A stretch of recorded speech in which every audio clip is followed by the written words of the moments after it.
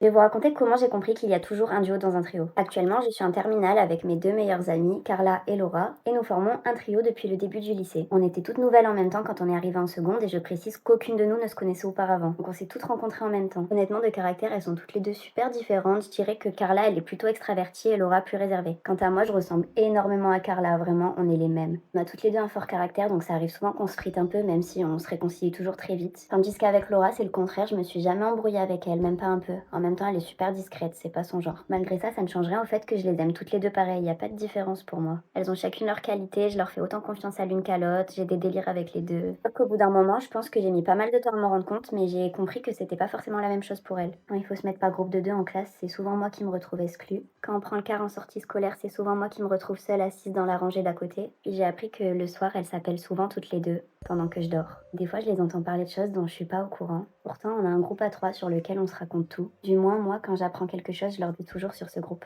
Je pense que faire partie d'un trio quand on ne fait pas partie du duo, c'est hyper difficile à vivre. Et évidemment, c'est seulement quand on a cette position qu'on s'en rend compte. Si seulement ça pouvait s'éviter. À demain, bisous!